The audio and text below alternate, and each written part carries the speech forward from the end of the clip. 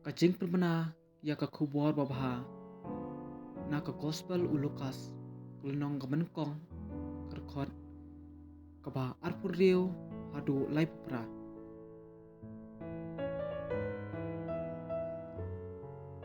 la perbena ya ka jingkha Jisu.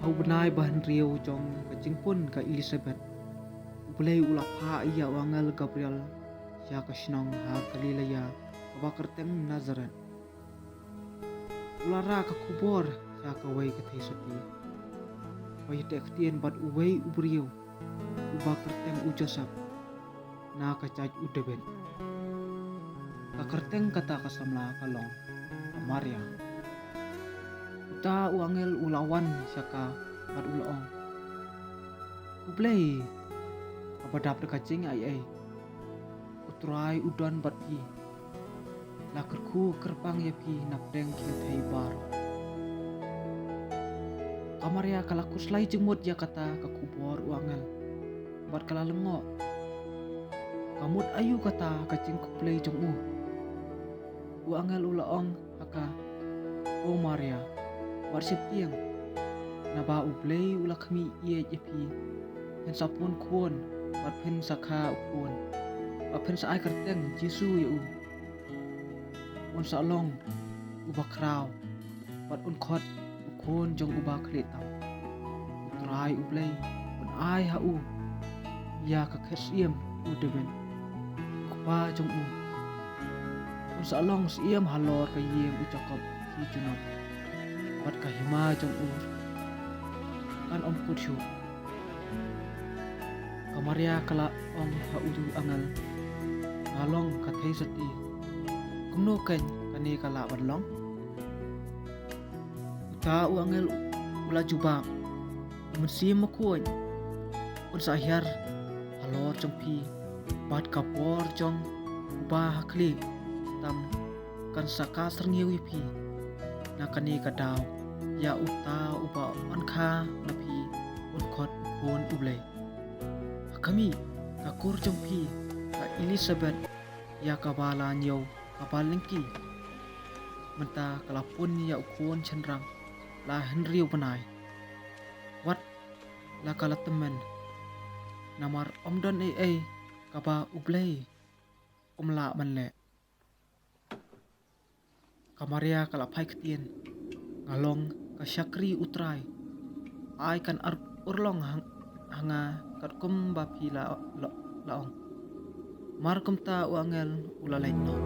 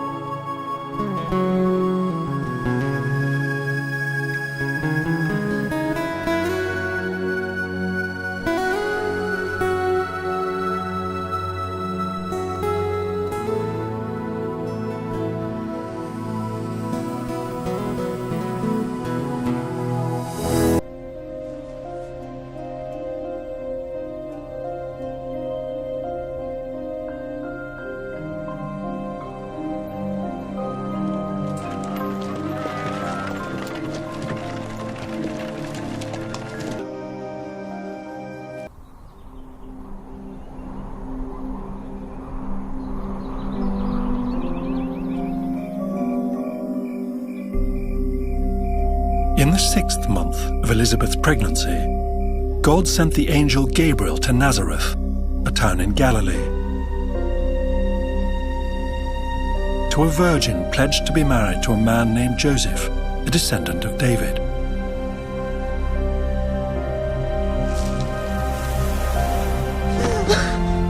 The virgin's name was Mary. The angel went to her and said, "Greetings, you who are highly favored. The Lord is with you." Mary was greatly troubled at his words and wondered what kind of greeting this might be. But the angel said to her, "Do not be afraid, Mary. You have found favor with God. You will conceive and give birth to a son, and you are to call him Jesus. He will be great and will be called the Son of the Most High.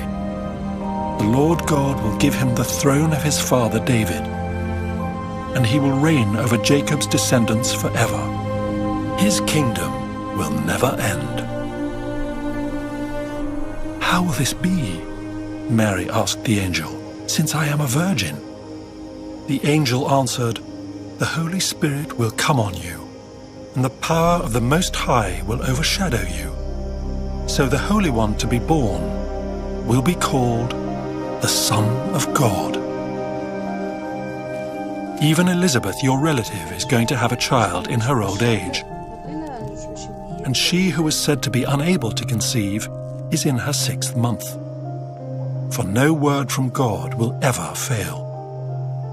"I am the Lord's servant," Mary answered. "May your word to me be fulfilled." Then the angel left her.